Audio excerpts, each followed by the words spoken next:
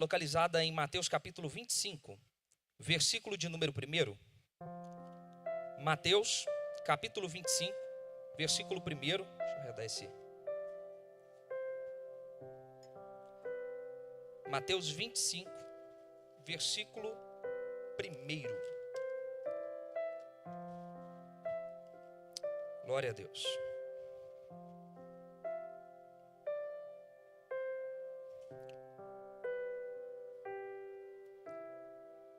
Nós vamos até o versículo de número 13, tá bom, Tiagão? Por favor. Então, o reino dos céus será semelhante a 10. Diga para a pessoa que está do seu lado, virgens. Guarda essas informações, viu? O reino dos céus será semelhante a 10 que, tomando as suas lâmpadas, saíram ao encontro do esposo ou do noivo. 5 delas eram e 5 loucas, insensatas, imprudentes. As loucas, tomando as suas lâmpadas, não levaram azeite consigo, mas as prudentes levaram azeite em suas vasilhas, com as suas lâmpadas. E tardando o esposo, tosquenejaram todas e adormeceram. Mas à meia-noite ouviu-se um clamor: aí vem o esposo, saí-lhe ao encontro. Então todas aquelas virgens se levantaram. Todas aquelas virgens se levantaram e prepararam as suas lâmpadas. E as loucas disseram às prudentes: dai-nos do vosso, porque as nossas lâmpadas se apagam. Mas as prudentes responderam, dizendo: não seja caso que nos falte a nós e a vós. Ide antes aos que o vendem e comprai-o para vós. E tendo elas ido comprá-lo, chegou o esposo, e as que estavam preparadas entraram com ele para as bodas, e fechou-se a porta. Pode ir até o 13. Bugou o sistema. Versículo de número 11. E depois chegaram também as outras virgens, dizendo: Senhor, Senhor, abre-nos. E ele respondendo disse: em verdade vos digo que não vos conheço. Vigiai, pois, porque não sabeis o dia nem a hora em que o Filho do Homem há de vir. Pai, nós rendemos graças ao Senhor. Obrigado por esse tempo de adoração, de louvor. Obrigado pela sua palavra, que sempre fala conosco, sempre direciona o nosso coração e direciona também as nossas vidas. Nós oramos, ó Pai, confiando a nossa alma, o nosso espírito, a nossa mente, as nossas emoções ao Senhor, e pedimos que o Senhor nos direcione nessa noite, nos edifique, nos conduza, nos oriente. Nós queremos crescer, nós queremos, ó Pai, ser aperfeiçoados, nós queremos amadurecer no Senhor e na sua verdade. Por isso, ó Pai, eu oro para que toda distração, todo devaneio, tudo aquilo que vem para nos roubar a atenção sobre a sua palavra, que seja nessa hora neutralizado, e que o nosso coração, a nossa mente e o nosso entendimento estejam integralmente cativos ao Senhor, para que o Senhor possa falar conosco e nós venhamos entender o que o Senhor tem falado. Porque, Pai, é através da compreensão, do entendimento daquilo que o Senhor fala, que nós iremos avançar, crescer e prosperar em tudo aquilo que o Senhor tem para nós. Por isso nós oramos para que esse ambiente esteja blindado e guardado, que haja anjos do Senhor nesse lugar, Pai, guardando a nossa entrada e a nossa saída, Pai. E que os anjos ministradores, ó Pai, que os anjos, ó Pai, que operam e que acompanham o nosso ministério, estejam, ó Pai, nos meu Pai, nos guardando e selando esse ambiente para que o Espírito que em nós habita, da verdade, ele possa introduzir compreensões e verdades ao nosso coração. Em nome de Jesus, nós nos condicionamos à unção do Teu Espírito e cremos, ó Pai, que o Senhor tem uma porção para esse tempo, para essa noite, para esse lugar e para as nossas vidas. Em nome de Jesus, amém e graças a Deus.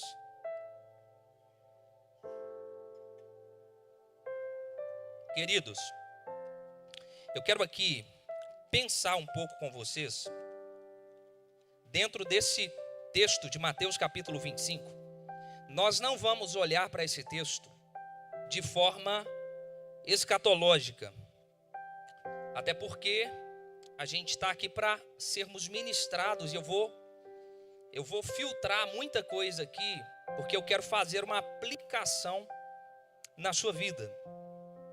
Por isso, eu não estou aqui para ensinar com objetividade o texto, para detalhar o texto acerca do que ele quer dizer de forma escatológica. Ele é uma parábola, e essa parábola é uma parábola escatológica, que tem verdades escatológicas aqui contidas nela.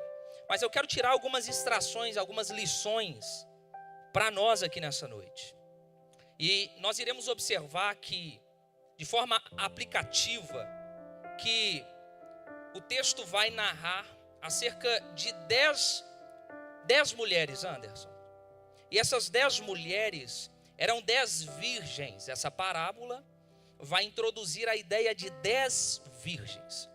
Só que dentro desse grupo, ou dentro desse número de mulheres, existiam 2 grupos. O primeiro grupo, o grupo A, era chamado de mulheres prudentes. E o segundo grupo, que é o grupo B, é chamado de mulheres imprudentes. Então nós temos 2 grupos. Grupo A, de mulheres prudentes. Grupo B, de mulheres imprudentes. Então nós temos o grupo da prudente e nós temos o grupo das imprudentes. Levando em consideração, queridos, que os 2 grupos são virgens, os 2 grupos têm um único objetivo. E o objetivo desses 2 grupos é se encontrar com o noivo. O objetivo desses 2 grupos é se encontrar com o esposo. Então, os 2, apesar de ter aqui adjetivos diferentes, posicionamento diferente, comportamento diferente, os 2 grupos são de virgens. Os 2 grupos têm um único objetivo: se encontrar com o noivo, se encontrar com o esposo. Mas nós vamos perceber que o início e o meio do processo de cada um desses grupos é diferente, tanto é que o resultado também vai ser diferente. Então, quando nós olhamos para isso, nós iremos observar alguns detalhes aqui desse texto.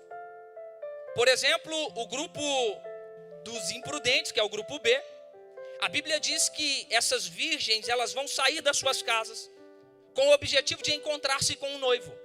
Mas elas vão sair com as suas lamparinas acesas. Mas elas não vão levar consigo nem a vasilha e nem o azeite de sobra.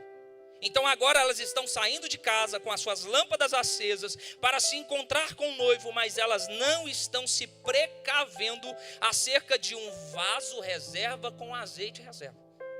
Mas em contrapartida, o texto vai dizer que existia o grupo A, que vai sair da sua casa para se encontrar com o noivo, e elas vão sair com as suas lâmpadas acesas.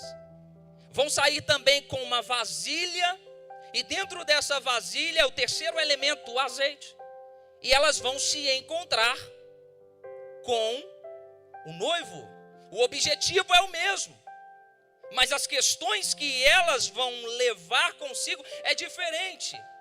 É interessante notar que para se encontrar com o noivo, o esposo, nós iremos observar que esses 2 grupos de mulheres aqui representadas pelas 10 virgens que estão esperando se encontrar com o noivo, o texto bíblico diz no versículo de número 5, nós iremos observar que todas elas, esperando o noivo, dormiram.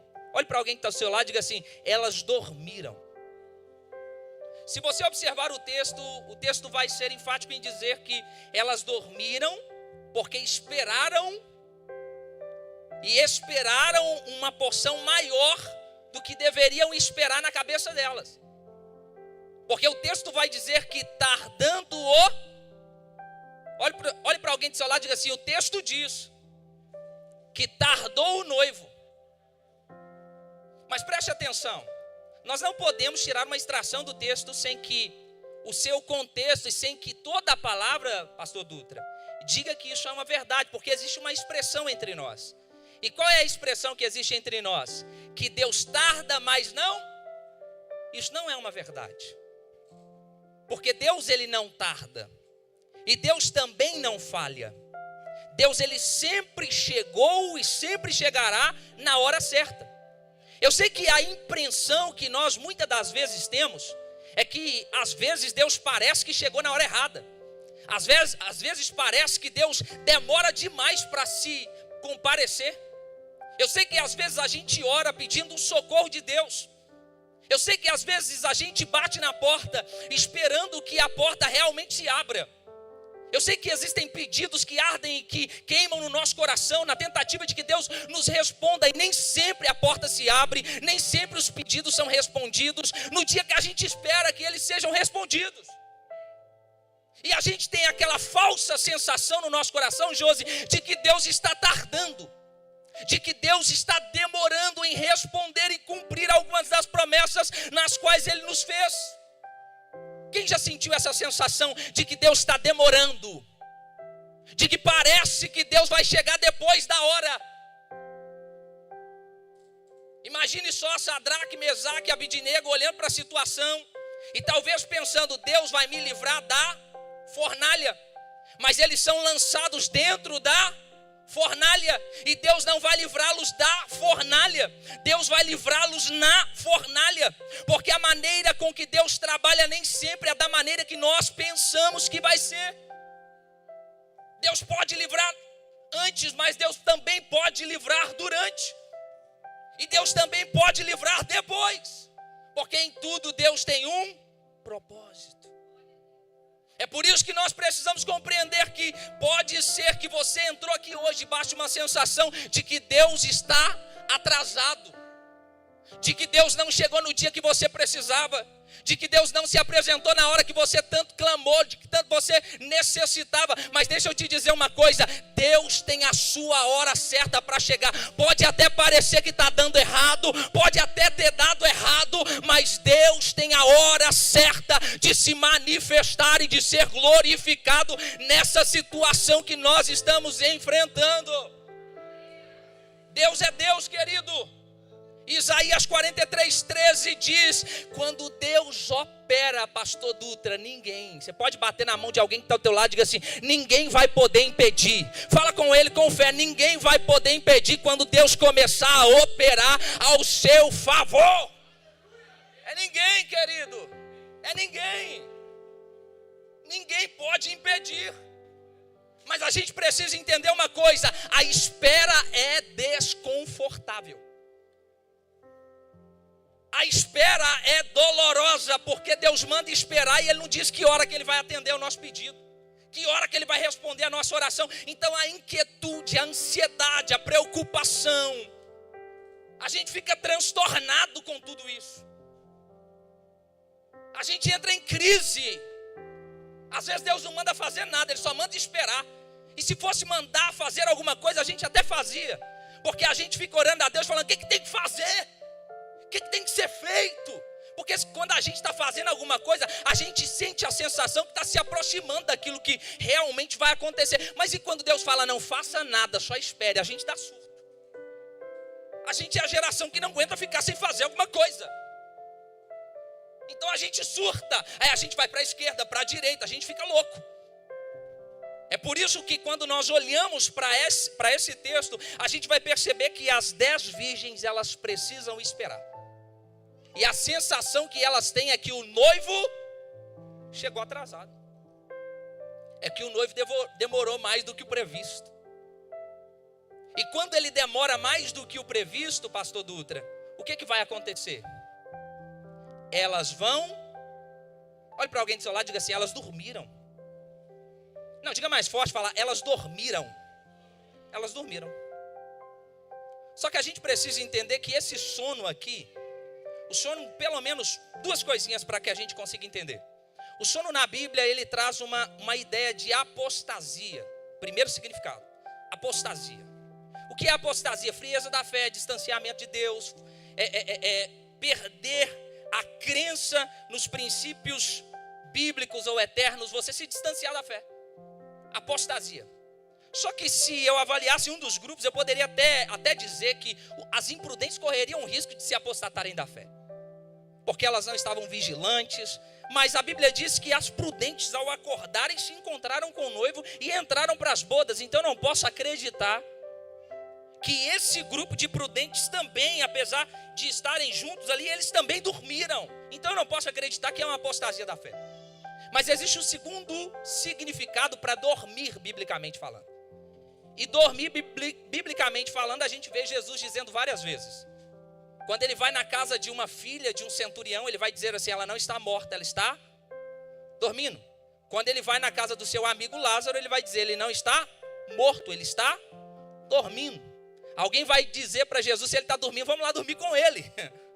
Então a gente percebe que Jesus, por diversas vezes, ele vai usar a palavra correta, nós digamos que é um eufemismo. Um eufemismo é diminuir o efeito de uma palavra forte. Então, palavra morte, ao invés de Jesus usar a palavra morte, ele usava um eufemismo, ele usava a palavra dormir, para diminuir a intensidade e o efeito da palavra. Então, está dormindo. Então, a palavra dormir, ela tem como significar também a palavra morte. Então, o que significa esse dormir dessas 10 virgens? Isso significa que eles morreram.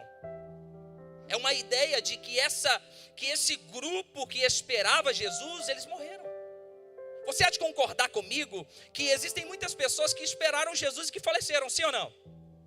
Mas esperaram Jesus de alguma forma. Que esperaram Jesus de alguma maneira. Alguns esperaram Jesus com a sua vida fervorosa. Esperaram Jesus buscando. Esperaram Jesus se envolvendo. Mas a gente vai entrar em contrapartida que existem algumas pessoas que esperaram Jesus e que infelizmente ao esperarem Jesus se perderam no meio do caminho, sim ou não? Sim ou não, gente? Sabe por que muitas das vezes a gente se perde?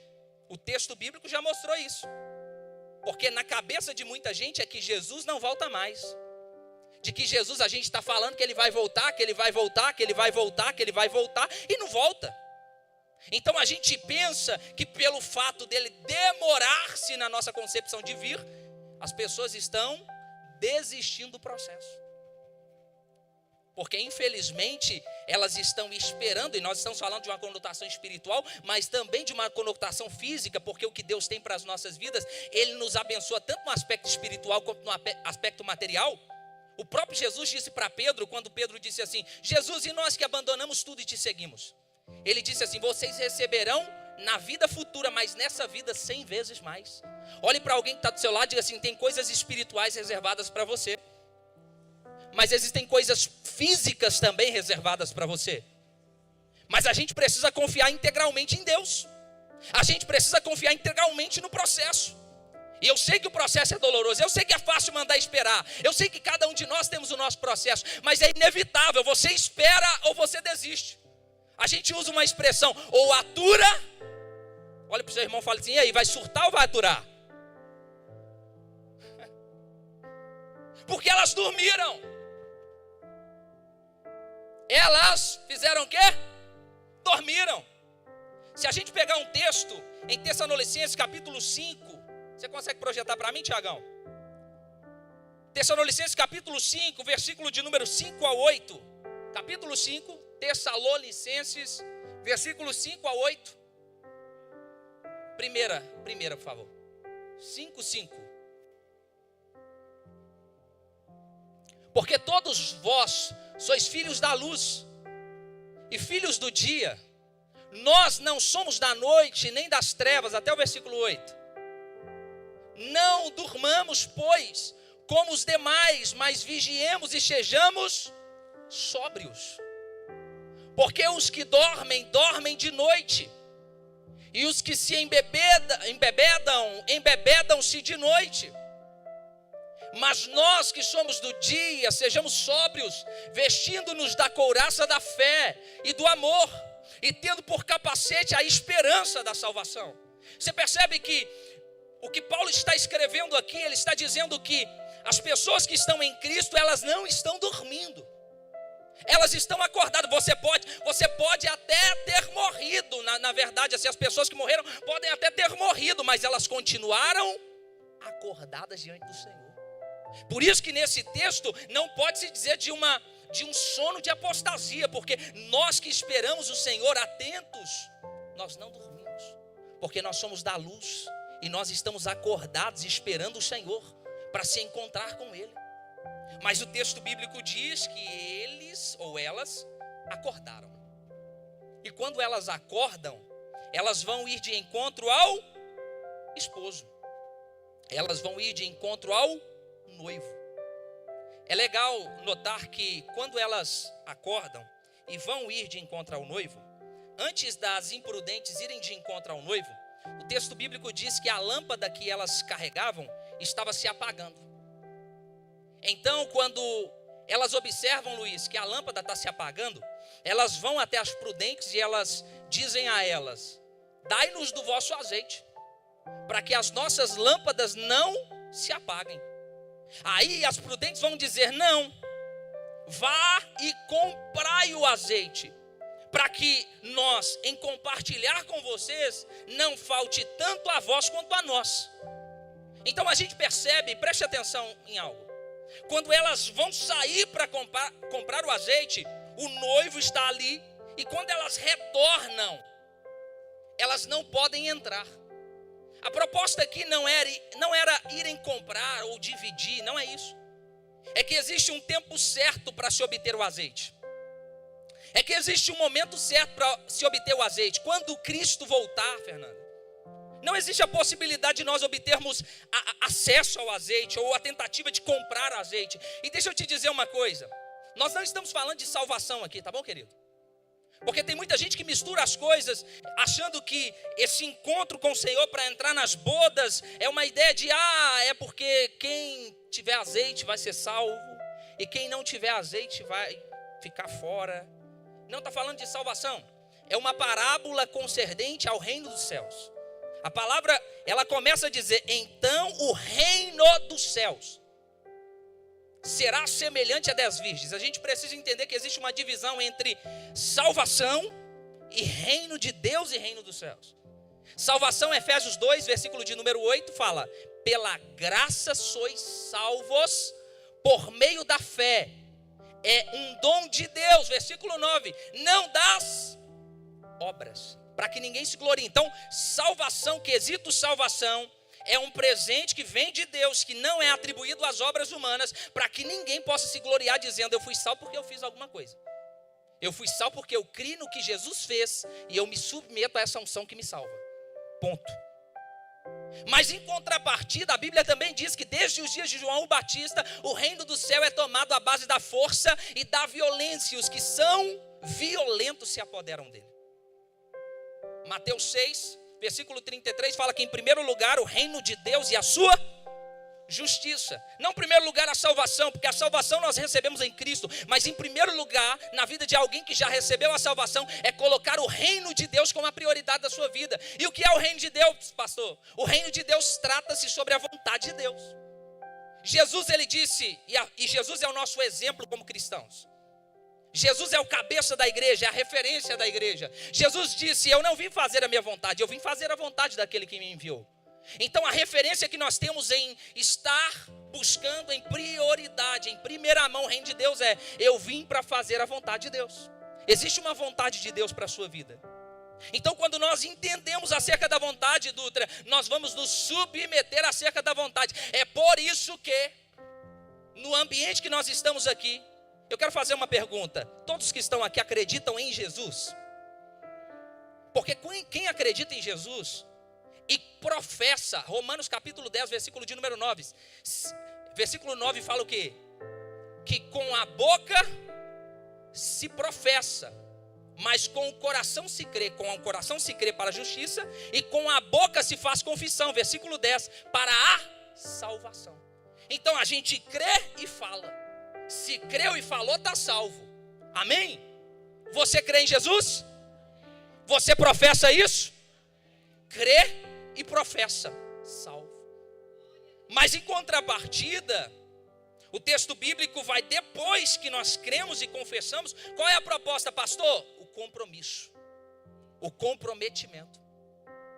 É por isso que quando nós entramos na parábola, que está falando da parábola do reino dos céus, concernente à vontade de Jesus, nós estamos aqui, depois que você é alistado no plano de Deus, depois que você levanta a mão e escreve o seu nome lá dizendo, eu tenho aliança com o Senhor Jesus, eu tenho compromisso com o Senhor Jesus vai dizer assim, então eu tenho uma missão para a sua vida.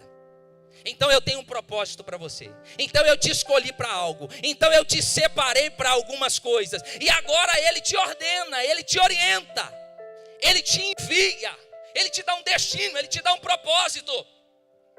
Só que a gente precisa entender que existem muitas pessoas que, apesar de terem recebido um propósito, apesar de terem recebido um destino, fazem pouco caso daquilo que receberam. Quem lembra das parábolas do talento? O Senhor distribuiu talentos. A um deu 1, a outro deu 2 e a outro deu 5. E o propósito era, multipliquem, administrem, granjeiem. E sabe o que vai acontecer? O que ganhou 2 multiplicou para 4. O que ganhou 5 multiplicou para 10. Mas o que ganhou 1 escondeu. Escondeu com uma frase. Quando ele se encontrou com o Senhor, aonde ele faria a prestação de contas, sabe qual que era a frase que ele carregava? Eu sei que o Senhor é severo, que colhe aonde não plantaste.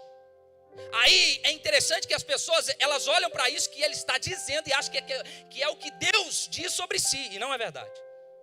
Porque às vezes, no engano da ideia que nós temos de Deus, nós deixamos de multiplicar para Deus. Porque ninguém consegue multiplicar em Deus, sendo que a visão que ele tem de Deus é uma visão amedrontadora. No medo não existe relacionamento, mas no amor sim. Esse homem não consegue multiplicar porque ele olha para o seu Senhor e ele tem medo do que o seu Senhor pode fazer se ele não fizer a multiplicação do jeito certo. É por isso que, baseado no medo, a gente não consegue multiplicar aquilo que Deus nos deu. Baseado no medo, a gente não consegue gerar relacionamento com Deus. Mas quando a gente entende quem Deus é, cutuca alguém do seu lado e diga assim, amor. E quando a gente aprofunda no amor de Deus, no amor não há medo. Antes o perfeito amor lança fora todo o medo. Porque o medo traz consigo a pena. E o que tem medo não está aperfeiçoado no amor. Aí ele não multiplica. E quando ele não multiplica, ele vai fazer uma prestação de conta. Porque ele não multiplicou aquilo que Deus entregou na mão dele. É por isso que quando nós olhamos para essas 5 virgens imprudentes que estão pedindo o azeite emprestado, elas tiveram um momento para que elas pudessem comprar o azeite, porque a salvação se compra? Não. Jesus comprou a salvação, nós ganhamos de graça. Mas o que se compra, pastor? O que tem um preço? O reino. O reino é conquistado. Como que você conquista seu salário a cada mês, querido? Trabalhando.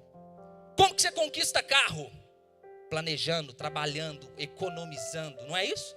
Então a gente conquista quando a gente faz alguma coisa. O reino é conquistado. Então elas deveriam ter comprado, mas elas vão tentar fazer o que era para ser feito antes do tempo. É por isso que existe uma palavra que quem se antecipa, governa. Quem se prepara, não para. Mas elas não vão se antecipar, e elas não vão se preparar, e quando o Senhor volta, sabe o que elas vão fazer, Dutra? Elas vão tentar pedir emprestado o que não pode ser emprestado. Olhe para alguém do seu lado e diga assim, fala, espiritualidade não se empresta. Não se empresta. Eu posso até orar por você, mas a intimidade que eu tenho é minha. A intimidade que você tem é sua. Intimidade e espiritualidade não se empresta. Você não vai ouvir Deus com o meu ouvido. Você não vai perceber Deus com a minha intimidade. Não, cada um constrói a sua. Cada um edifica a sua. É por isso que Deus nos chama de forma individual para o relacionamento. Eu sei que tem crente que é o 6 horas. Você conhece os 6 horas aí? 6 horas por mim, vocês intercedem por mim, vocês lêem por mim. É um tanto de crente que às vezes gosta que as pessoas façam por eles. Eu sei que às vezes a gente precisa de oração.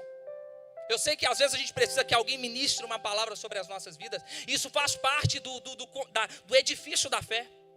Mas o problema é quando a gente fica dependente de que só alguém tem que fazer. Eu me lembro de um pastor, amigo nosso da Lagoinha.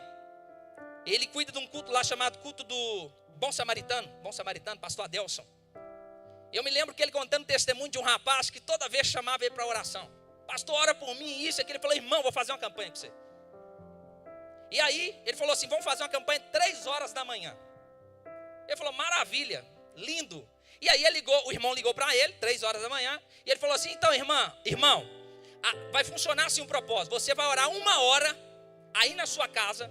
E nós vamos ligar o Viva Voz. E começa com você, 1 hora de joelho. E depois eu vou orar 1 hora. Aí o irmão no primeiro dia, meu irmão, 1 hora de joelho. Depois ele orou mais 1 hora. No segundo dia o irmão não compareceu. Sabe por quê? Porque a tentativa do irmão era que ele orasse 1 hora por ele, enquanto ele só ligasse para acordá-lo e depois ele voltasse a dormir. O problema é que muita gente quer que a gente faça o que é responsabilidade de cada um de nós fazermos. Então quer pedir emprestado o que não se pode emprestar, doutora. Quer construir a partir do que o outro está fazendo. Não dá para pegar carona no que é espiritual, querido. Não dá para dizer para Deus dizendo assim, Deus, fulano de tal, a minha esposa fez por mim. Ninguém vai de carona para o galardão. Ninguém vai receber bênção no lugar do outro, querido. Ninguém. E por isso que a gente precisa entender que existe um chamado de Deus, existe um posicionamento concernente ao chamado que nós recebemos.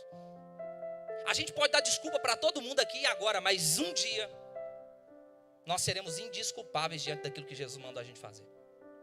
É por isso que as virgens vão dizer, as imprudentes, dai-nos, não podemos, para que não falte a nós, né? Aí elas vão, mas as prudentes nós vamos olhar. As prudentes levam consigo 3 elementos, a lâmpada acesa. Lâmpada acesa. E a gente vai usar alguns textos paralelos aqui para a gente poder entender. Salmo 119, versículo 105, um texto áureo. Lâmpada para os meus pés é a tua, luz para os meus. Então a gente percebe que a ideia de lâmpada, ela traz uma ideia da palavra. A palavra que ilumina o nosso caminho, a palavra que dá destino, é lâmpada para os pés e luz para o caminho. Ou seja, ela guia tanto os passos quanto dá destino, quanto objetivo final. Então a gente percebe que a palavra é o próprio Jesus, é o próprio Deus que se fez carne. João capítulo 1, versículo de número 1. No princípio era o verbo, era a palavra era Deus e a palavra estava com Deus. Então a gente percebe que Cristo, ele é o centro da palavra. É por isso que a Bíblia, ela é chamada de Bíblia cristocêntrica. Cristo está revelado no Novo Testamento, mas ele está escondido no Antigo. Então a Bíblia é totalmente cristocêntrica. Ela tem imagens, ela tem referência, ela tem representantes, ela tem teofanias, ela tem várias as aparições que apresentam Cristo na Antiga Aliança. Cristocêntrica. Então, quando nós estamos sendo guiados pela palavra, porque o que se conhece de Deus, se conhece a partir de quê? Da palavra. A palavra, ela não é um livro religioso como muitos pensam, viu? A palavra é a Bíblia Sagrada. Ele é o livro mais antigo que existe na Terra. O livro mais antigo, é chamada de enciclopédia. É aonde possuem vários livros que contam uma única história e que seguem o mesmo raciocínio, apesar de terem autores com cultura diferente, em estações diferentes, em anos diferentes, todos eles estão dentro de uma sincronia divina. E aí algumas pessoas dizem assim, eu não creio na Bíblia, porque ela é escrita por homens. E deixa eu te perguntar, qual livro que não foi? Qual livro foi escrito por uma divindade? Qual? Não conheço não, hein? A gente precisa entender que quando a gente quer, a gente dá desculpa. Mas é inegável o fato de que a Bíblia, ela é a verdade. A palavra de Deus, ela nos guia, ela é lâmpada, ela é luz, ela nos direciona. Lâmpada para os pés. Perceba que os dois grupos, a imprudente e a prudente, o que elas têm? Lâmpadas acesas. Olhe para alguém do seu lado e diga assim, as duas receberam a palavra. Porque se é crente tem que receber a palavra, como é que vai crer? A fé vem pelo quê? E ouvir a palavra de Deus. Se elas estão indo atrás de Jesus é porque receberam a palavra. Elas receberam a palavra. Mas deixa eu te dizer uma coisa. Sem supervisão a palavra não permanece. Se a gente olhar a parábola do semeador, a Bíblia diz que vai ser semeado ambos os terrenos. Mas o terreno que não está preparado, adequado para receber a semente, o que vai acontecer? A semente não vai durar. O problema não está na semente, o problema está no solo que recebe a semente. E o solo é o nosso coração. É por isso que a gente tem que investigar como é que o nosso coração está para receber o melhor da semente de Cristo. Quando nós olhamos para esse texto, as prudentes elas têm lâmpada, mas elas também têm o quê? Azeite. Azeite, se você observar, azeite ele é representado pela pessoa do Espírito Santo. O azeite representa a pessoa do Espírito Santo. E é tão interessante que Paulo escreve, projeta para mim, Tiagão. Paulo escreve em 1 Tessalonicenses 5,19. Olha o que Paulo vai escrever. Não extingais, não apagueis, não sufocais letra maiúscula. Não é o espírito humano, é o Espírito Santo. O que Paulo está dizendo? Não apaguem o Espírito. Não sufoquem o Espírito. Não neutralizem o Espírito. Porque existe muito bem a possibilidade de nós recebermos, porque ao crer em Jesus, o que você recebeu? Um espírito humano. E no seu espírito humano, recriado por Deus, você recebe o Espírito Santo de Deus. Você é casa de Deus, Deus mora no seu espírito. E morando no seu espírito agora, Deus ele quer crescer dentro de você. Mas existe a possibilidade de, quando nós recebermos Jesus, nós pararmos de alimentar essa frequência dentro de nós. E se nós pararmos de alimentar essa frequência, o que nós vamos fazer com ela? Sufocá-la. Porque existe um embate, um combate. E o combate é chamado espírito contra a carne. Como que eu sufoco o espírito, pastor? Não alimentando. Como que eu sufoco o espírito, pastor? Nutrindo a sua vontade natural. É por isso que, projeta para mim, Tiagão, Efésios capítulo 5, versículo de número 18 e versículo 19. Efésios 5, 18 e 19 diz: e não vos embriagueis com o em que há dissolução, mas enchei-vos do... Falando como nós enchemos do Espírito, pastor, como que nós vamos nos encher do Espírito? Falando entre vós, hein? Olhe para alguém do seu lado e diga assim: a palavra te enche. Olhe para alguém e diz: a palavra te enche. Quer ser cheio do Espírito? Começa a sua manhã se enchendo da palavra. Começa conhecendo a verdade. Começa ouvindo a verdade no seu coração. Aí você se enche. Como que eu me encho do Espírito, pastor? Agora em salmos, e hinos e cânticos, ou seja, cânticos espirituais. O que isso quer dizer, pastor? Começa a adorar, começa a cantar, porque você vai falar de hinos espirituais. O que é hinos espirituais? É hinos que propagam a grandeza de Deus. É hinos que enaltece, engrandece a presença de Deus. Hinos espirituais. Hinos que tem palavra de Deus. E aí deixa eu te dizer uma coisa: cantar não é adoração, mas tem como adorar enquanto se canta. Tem como adorar enquanto se canta. Porque o que é adoração? Reconhecimento de quem você é e quem Deus é.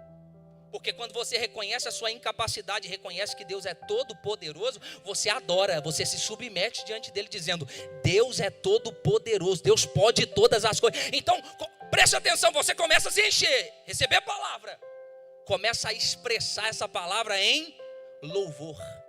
Deus é poderoso, Deus é grande, Deus é fiel, eu me rendo diante do Senhor. Aí começa louvor e adoração. Pode deixar o texto, Tiagão.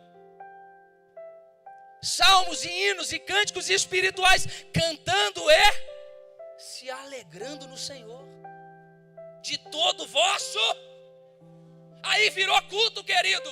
Tem palavra, tem louvor, tem adoração, tem comunicação, tem oração. Então preste Preste atenção nisso. Uma igreja que deseja ser cheia do Espírito Santo é uma igreja que precisa ter atitudes espirituais. Não adianta, eu quero ser cheio do Espírito Santo, mas eu não oro. Eu quero ser cheio do Espírito Santo, mas eu não leio a Bíblia. Eu quero ser cheio do Espírito Santo, mas eu não louvo. Eu quero ser cheio do Espírito Santo, mas eu não me comprometo. Como isso é possível? Como isso é possível? A gente gasta 1 hora na frente da Netflix, 2 horas na frente do celular, 5 horas na frente de sei lá o quê. A gente faz um tanto de coisa, mas quando é concernente ao que a gente tem que fazer com quanto ao que é espiritual, a gente fala, não tenho tempo, não consigo, eu tenho sono. Repreende esse diabo de sono. Porque pelo amor de Deus, a gente precisa levantar, querido. Tá com sono? Você já viu alguém desmaiar andando, lendo a Bíblia? Meu querido, tinha momento que eu tinha um sono, demônio de sono, sai. E eu pegava a Bíblia, Fernando, lembra, eu ia andando pela casa. E eu ficava lá 1 hora andando e lendo. Porque a gente tem que fazer o que a gente tem que fazer. Ah, pastor, eu tenho sono, eu não consigo. Desculpa. Porque quando você está com sono, você tem que levantar para ir ao trabalho, você levanta? Então por que você não lê? Porque eu trabalho, eu tenho que pagar as contas. E por que você não tem que ler? Aí depois fica, eu estou frio, eu estou fraco, eu não estou aguentando, não está aguentando, porque não faz o que tem que ser feito. Dá desculpa. Dá desculpa. É por isso que a gente precisa entender o que é desculpa na nossa vida e o que realmente a gente não consegue. Porque o texto está dizendo que se a gente quer ser cheio do Espírito Santo, querido, se você não quer ser cheio, está tudo certo. Está tudo certo. Não ora, não lê a Bíblia, não tem compromisso, está tudo certo, mas não reclama. Não reclama porque Deus está bradando na vida do outro, porque Deus está fluindo, porque o outro está feliz, porque ser cheio do Espírito Santo não é só você ser espiritual no sentido de labaxandará e curar, não é isso não. Ser cheio do Espírito Santo vai ser cheio de alegria, ser cheio do Espírito Santo vai ser cheio de paz. Você vai estar na guerra, alguém vai olhar para você e falar assim, nossa, a vida desse camarada, essa mulher está boa demais. Está nada, é só tempestade, é só BO. Mas tem sorriso para dar, emprestar e vender. Tem paz, por quê? Porque está cheio. Não está cheio de carnalidade, não está cheio de si mesmo, está cheio de Deus. Alguém cheio de Deus é diferente de alguém cheio de si mesmo. Porque deixa eu te dizer, se você estiver cheio de si mesmo, deixa eu te dizer, tem muita gente aqui debaixo de dívida, de mal notícia, de preocupação. Então experimente estar cheio de si mesmo, que você vai entrar aqui abalado. Você vai entrar aqui preocupado, estressado. Porque cheio de nós mesmos, a gente vai olhar para a nossa realidade, muitas das vezes ela é contraditória. Mas alguém que é cheio de Deus, olha para o que Deus está olhando. Vive na força de Deus, é igual Pedro, está andando sobre as águas, o pau está torando, querido, a tempestade está batendo de um lado e de outro, mas enquanto ele consegue olhar para Jesus, ele consegue caminhar numa realidade que ninguém caminha. E não é sobre Pedro, é sobre a palavra que ele recebeu e conseguiu acreditar. É por isso que deixa eu te dizer uma coisa, enquanto você tiver a capacidade de acreditar naquilo que Jesus tem liberado sobre a sua vida, você vai andar numa condição que ninguém anda, você vai experimentar do que ninguém experimenta, e não é porque você é melhor do que alguém, não, é porque você teve a capacidade de acreditar e confiar. Quem acredita e confia no Senhor, Deus sustenta. É assim que funciona. É assim que funciona. Então a gente percebe que elas tinham azeite.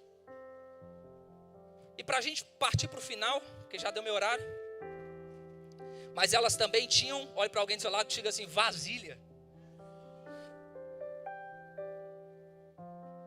Diga mais forte, elas tinham vasilha. Olhe para alguém do seu lado e diga assim, vasilha é um peso necessário. Não, diga de novo, vasilha é um peso necessário. Imagine só, estou com a vasilha, o copo. Eu saio de casa com a lâmpada na mão.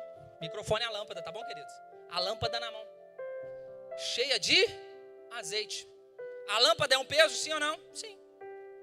Estou andando. Mas um grupo saiu só com a lâmpada, porque quando cansar a mão direita, joga para a esquerda. Mas o segundo grupo saiu com o quê? A lâmpada na direita e a vasilha na... Só que a questão é o quê? No princípio a vasilha não era Olhe para alguém e diga assim: necessária. A lâmpada não está acesa? Então para que se precisa da vasilha? Para que se precisa do azeite? Não era necessário, peso morto. Só que deixa eu te dizer uma coisa. A gente precisa entender que existem coisas que para muita gente não é necessária. Mas a vasilha é um peso necessário. Porque a sua caminhada, só Deus sabe o que você vai passar. Só Deus sabe os problemas, as dificuldades, os processos que nós vamos atravessar. É por isso que carregar vasilha é assumir a responsabilidade de cada um de nós. Eu preciso ser responsável, pastor Mendonça.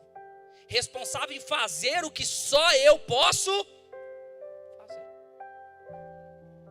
Eu estou bem, pastor, espiritualmente, mas continue orando. Vasilha é um peso necessário. Pastor, eu estou bem, mas continue jejuando, porque vasilha é um peso necessário. Pastor, eu conheço muito de Bíblia. Continue investindo mais. Continue crescendo mais. Continue evoluindo mais. Por quê, pastor? Porque vasilha é um peso necessário. Deixa eu te dizer uma coisa, querido. Assumir responsabilidade cristã não é fácil. Tem gente que acha que ser cristão é facinho da vida. Só que não. Ser cristão é você assumir responsabilidade e parar de jogar poeira e sujeira para debaixo do tapete. Ser cristão é ser como Davi. Enquanto todo mundo tenta fugir dos gigantes da vida, ele olha para o gigante da sua vida e, apesar de ser grande, mais experiente, mais experimentado, ele entra na batalha confiando que Deus vai derrubar o gigante. É por isso que a gente precisa entender que em alguns momentos da nossa vida, a vontade que a gente tem é fugir. A vontade que a gente tem é abandonar. Mas deixa eu te dizer uma coisa, o que é a nossa responsabilidade? Vasilha é um peso necessário, porque se a gente foge do problema hoje, amanhã a gente tem 2. Depois da manhã, 3. E sabe o que vai acontecer? A gente não está levando a vasilha. A gente não está fazendo o que cabe a nós. E deixa eu te falar uma coisa, querido. Quando você não faz o que cabe a você, você vai perdendo a sua intensidade em Deus. Porque um caminho que nos enche de Deus é o caminho da comunhão. E o caminho da comunhão é um lugar onde Deus te guia, onde Deus te orienta, onde você obedece a Deus. É por isso que o objetivo do diabo é confundir a sua cabeça, confundir o seu coração, para que você duvide de tudo aquilo que Deus estabeleceu para você. Porque enquanto você acredita, você obedece. Mas quando você duvida, você desobedece. É por isso que antes de Satanás fazer Eva desobedecer, ele fez Eva duvidar. Porque quando ela duvida, ela come. O homem depois duvida e come também. Sabe qual que é o problema? É que o diabo está lutando contra a sua fé. E sabe como que a sua fé aparece e cresce? Palavra. É peso necessário, Dutra. É peso necessário. Orar todo dia nem sempre é confortável. Ter um momento de comunhão nem sempre é confortável. Às vezes a gente quer fazer outra coisa, querido. É lado humano, às vezes isso acontece. Mas deixa eu te dizer uma coisa. É peso necessário. É compromisso necessário. E se a gente achar que isso... Ah, pastor, você está falando demais. Não estou falando. Eu sei do que eu estou falando. Por isso eu vim aqui dizer para você que o que diferencia o nosso resultado final é o que nós andamos fazendo no meio. O que diferencia o que nós vamos colher no futuro é o que a gente está fazendo por trás dos bastidores que ninguém está vendo. Porque o que a gente faz aqui, todo mundo vê e bate palma. O que a gente faz na frente dos outros, todo mundo, a gente tem plateia. Mas o que a gente faz nos meios, quando ninguém está nos assistindo? Porque é isso, quando a gente faz essas coisas, é que a gente está levando o peso necessário. Ah, mas ninguém está vendo. Mas Deus está. E no dia que chegar, que a gente tiver a prestação de contas, a Bíblia diz, e eu separei o texto, eu acho. É 1 Coríntios, capítulo 5, verso 10. Projeta para mim, Tiagão. 1 Coríntios 5, 10. Eu acho que é isso, mas é a primeira ou a segunda? 1 Coríntios 5, 10? Então, ainda Coríntios. É a 2 Coríntios, Thiago, por favor. Deixa eu ver se eu estou certo. Aqui, ó. Porque todos devemos comparecer ante o tribunal de... Quem são todos?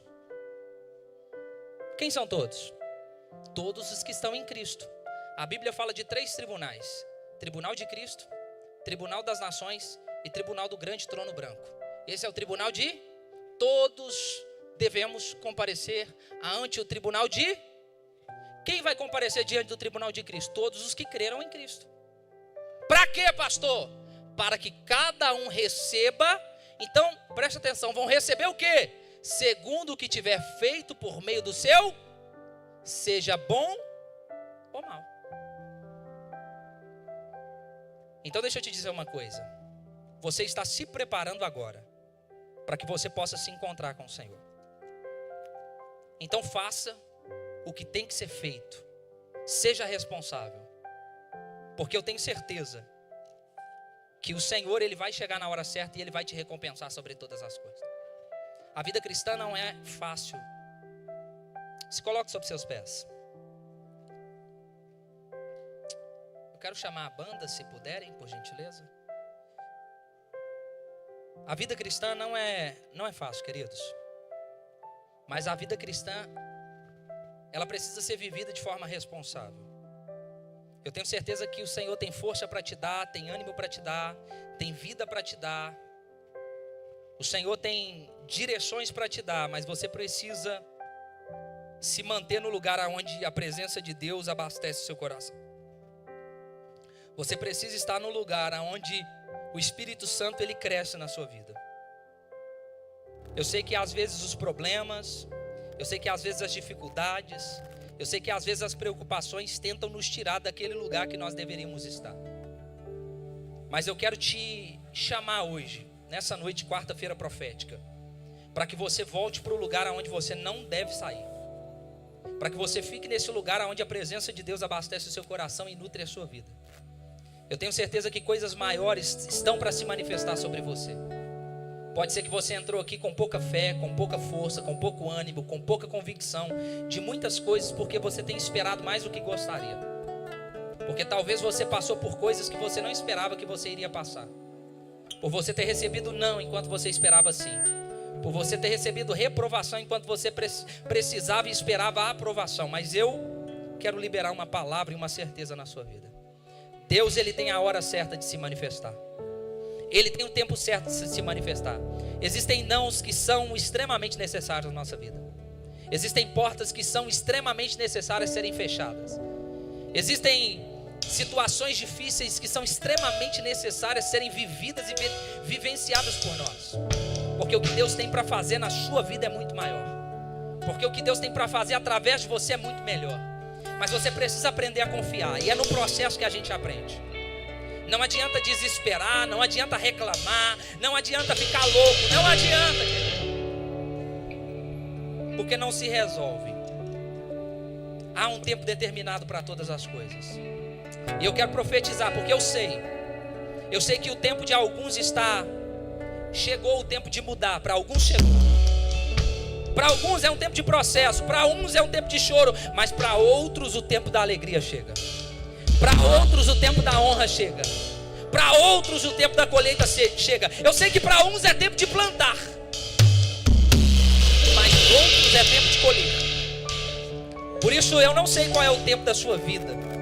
Eu não sei qual é o tempo de Deus para você e eu não me arrisco a dizer. Mas eu sei que existe um tempo determinado. Pode ser que o seu tempo seja choro, mas deixa eu te dizer uma coisa. O choro pode até durar uma noite.